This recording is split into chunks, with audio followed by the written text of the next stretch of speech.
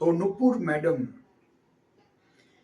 મહેતા પરિવારની દીકરી અને રાજ્યગુરુ પરિવારની પ્રિય, અતિ પ્રિય ભાણી. મેં તને 2 દિવસ પહેલા જ કહ્યું હતું કે તું મને 5 લાખ રૂપિયા આપી દે, તો અત્યાર સુધી કેમ નથી આપ્યા?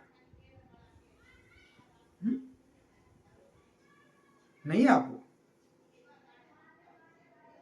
નહીં આપું એટલે તું કહેતી હતી ને કે તારા મામા પાસે તો દરિયો ભરાઈ જાય એટલા બધા પૈસા છે,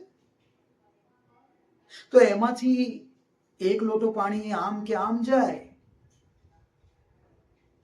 તો એમનાથી એમને કોઈ ફરક નહીં પડે, હે ને?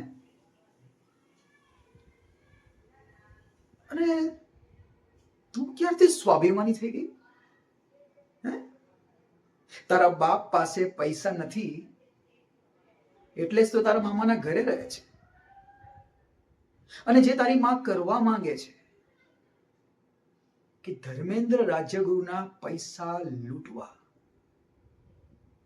હું પણ એ જ કહી રહ્યો છું.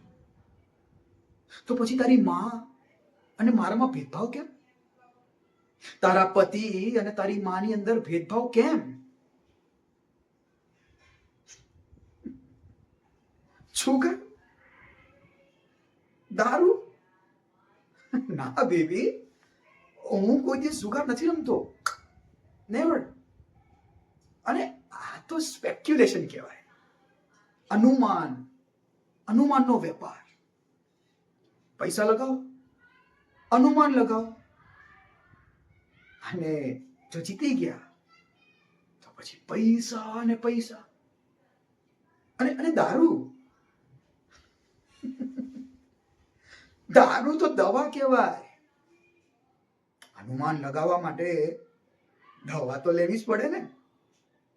અરે પછી ભલે ને દવા કડવી હોય, લેવી પડે.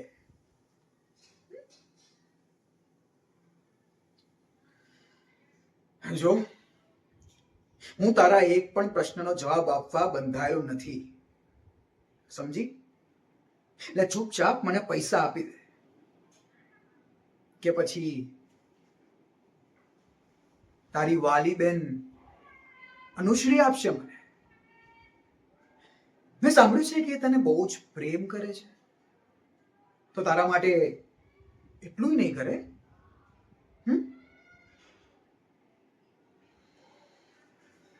જો કાલે તારી બેન અનુશ્રીની સંગીત સંધ્યા છે, અને તું ઈચ્છે છે કે તારા મામાની ફજેતી ન થાય, એમની ઇજ્જતના ધજાગરા ના ઉડે, તો હમણાં ને હમણાં 5 લાખ રૂપિયા મને આપી દે.